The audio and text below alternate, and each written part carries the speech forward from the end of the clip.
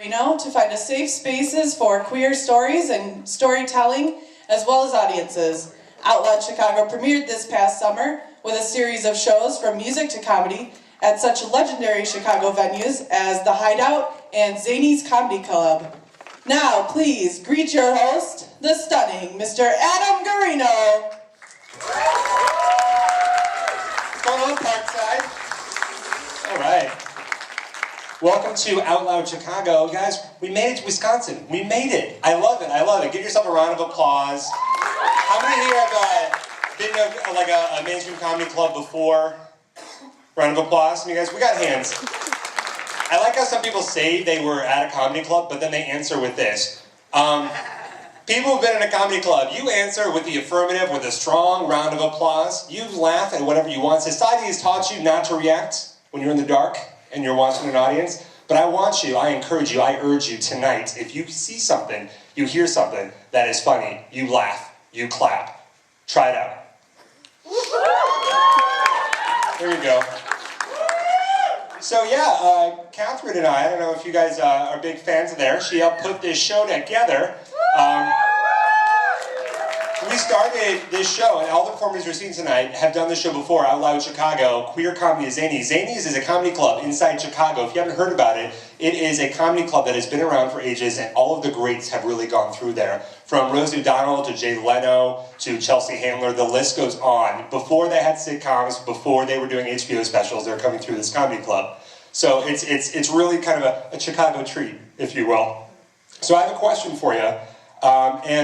Just answer if you feel comfortable. If not, just cross your arms. Where are my gays at? Right on. Where are my allies? Very cool. Who doesn't know what that means? Some of you. All right. Well, allies mean, you know what? No homo, but I support. That's kind of what that means, really. Speaking of support, I want to thank some of our co-sponsors. You guys, we're just going to continue with a round of applause throughout this whole list because so many people put this show together and helped make it happen, including Parkside Activities Board, the Communication Department, Parkside Association of Communicators, Office of Multicultural Student Affairs, the Rainbow Alliance, Agents for Liberation, Athletic Department, Black Student Union, WIPZ, and the LGBTQ Resource Center. How's everyone's weekend so far? Are you guys still full of turkey? A little bit? Yeah, I hear you.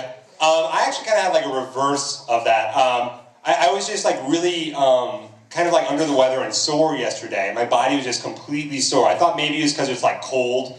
You start bunching up a little bit and your muscles get sore. But I realized I just recently went to a pajama party, which is code for an underwear party. And I didn't go in costume because who knows where you're going to go later. You don't want to check, your pajamas at a bar.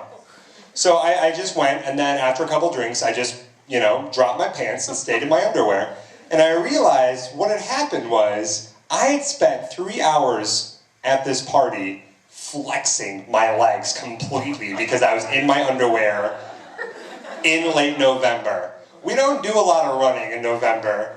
And it's just like that constant, just trying to look good from every angle. I'm still in pain, is what I'm saying. Did anybody exchange massages with like a date or a loved one? It's pretty sweet. It's a nice perk when you're dating. I had a boyfriend a while ago, and we were dating. We would trade massages, and he was trained to give massages, so it was pretty nice, and I probably stayed with him a little bit too long because of it. But we broke up, and then a couple months later, I don't know, maybe it's because I went to an underwear party, I'm not sure, but I was really sore, so I thought I'd call him up, and I'm like, hey, I would love a massage, and I know, I'll pay, don't worry about it, it's no big deal. And he's like, sure, just pay for my gas, just give me like $20 or something like that, I'll give you super discounts. $20 for like a professional massage. Huge discount. I was very thankful. So he came over, gave a massage, and then we had the sex. And I gave him the money. And I was really confused. Did I pay $20 for a massage? Really good price. Did I pay $20 for sex? What's that say about us? Or did I pay $10 for both? I'm not sure. So I was talking about a house party earlier. I make bad decisions at house parties because I'm allowed to pour my own drinks. This is such a bad idea. I make the worst decisions when I'm making my own drinks. I'll be the one to like fill a glass with ice and then be pouring with liquor, and then it'll be overflowing with liquor. And instead of stopping, I'm trying to drink it while I'm still pouring. Like I'm going to stop the overflow while the source is still filling the drink. It's just a bad idea. And recently I was at this party, and I decided I was too drunk for public, so I went home. And by home, I mean dancing. And I went to this one nightclub in Chicago, and I remember a couple of things very, very vividly. I remember bumping into somebody and then playing it off like it was a dance move. I remember coming up to a girl and being like, oh man, you are so hot. Like, it's too bad I'm gay, because if you had an ass, I would totally fuck you. Newsflash, girls have asses. It's true, I looked it up later. And I remember taking a cab and vomiting out the window on the way home. What I don't remember, I was told the next morning, I received a text message saying, Adam, did you get home okay? That was a hot triple kiss. I was like, oh yeah, very funny. Triple kiss what? They were like, yeah, you, me, and this other guy, and, you know, he named him by name. We'll call him Matt, because that's really his name and you don't know him. I was like, this really happened? He's like, it totally happened. It was hot. These two guys are like in my top 5. It's not like a real top 5. It's not like I've got a list in my pocket, I'm like crossing them off. Like that. Like, these are my top 5 guys, like, at any given point in time, like, I'd make out with them. It's a pretty good situation. So I posit to you, audience, the best lesson for not binge drinking. I don't want to get all preachy, but I remember the sensation of wind on my face as I was leaning outside the cab. I remember the knowing looks of passerbys as I went down in front of them in the cab. I remember the coloration, consistency, and flavor of my vomit. But I did not remember the triple kiss. So I'm telling you, the best PSA, the best mottos, oh, you'll remember the vomit, but you'll forget the triple kiss. Speaking of bodily fluids, I was at Starbucks pretty recently, and actually wasn't using the restroom for its conventional use. I was brushing my teeth. I think I was like on my way to a meeting or something. I didn't want to have coffee breath. And I was brushing my teeth, and somebody knocked, and then they tried the handle, like, within 2 seconds of each other. I don't know, does this piss anybody else off? Like, you're like, I get it. And then they called, is anybody in there? I just want to, like, start by one person at a time, teaching them this is a horrible idea. And by doing that, I'm going to answer the door with my pants around my ankles and scream at them, I'm pooping as fast as I can! I'm just hoping that they will never knock twice again. You don't want to rush something like that. I mean, what do you expect? Like, they're probably going as fast as they can. And if you rush them, there might be a mess. You know? Like, there's no good that can come. You have to use that bathroom after that. You hope that they take their time. So I'm single. Is that obvious?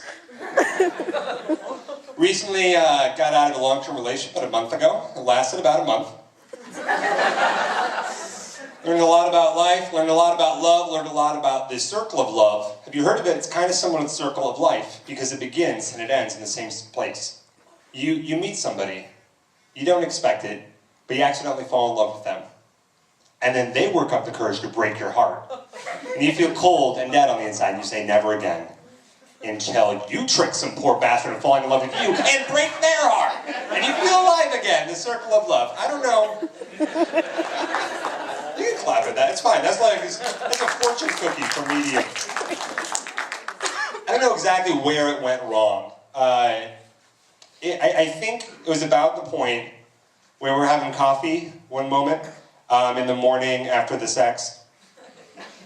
And I remember kind of looking him in the eyes, and maybe I was smirking, I don't know, but he was like, what? And I was like, oh, nothing. I'm just so falling for the you that I'm turning you into. Is that bad? See, I'm learning. I'm taking notes right now by your reactions. And if it wasn't that, I think it might have been the Venn diagram that I showed him right afterward, which is awkward to do at coffee post-coitus. But I'm like, all right, you guys are all college students, you know what a Venn diagram is. I'm like, here's the first circle. Things that you do. This other circle, things I don't like. See this overlap here? These are things you can still do. See? Lots of options. I don't know, he might have been annoyed by that. I think he's most annoyed, though, when I showed him a bar graph comparing him to my exes. That's a big joke. That's a big joke. I don't know. Who wrote the book? Who wrote the book of love? I don't know, but I wrote a book about sex. You guys want to hear a little bit? Sure. Or you can answer in the round of applause as well. That was the pop quiz and you all failed! No, just try it again. You guys want to hear some of it? Yeah? There we go. So, I learned that sometimes the term swinger only applies towards one enthusiasm toward jazz music and should never be confused or else you will ruin couples Jenga night. And number two, even though it's okay to ask at any point in time, who's your daddy, never ask during the sex, where's mom? And number three, this one's huge. This is like a closing time at the bar scenario. You hear somebody and it sounds like they're ready for the sex. But really they're talking about something else, eating fast food. And it's good never to confuse it. They'll be like, oh man, I'm drunk, but I want to make a stop on the way home. It's a bad idea and I'll probably regret it in the morning. Oh geez, somebody stop me because my finger's going to smell like it later. Oh, I got a funny feeling in my stomach afterward. I can't believe I had to pay for that. You know what I mean? Guys, are you ready for an awesome comedy show? It is my pleasure to bring you the lady who has helped me start Out Loud Chicago and bring it not only all over Chicago, but also to UW-Parkside. She's been interning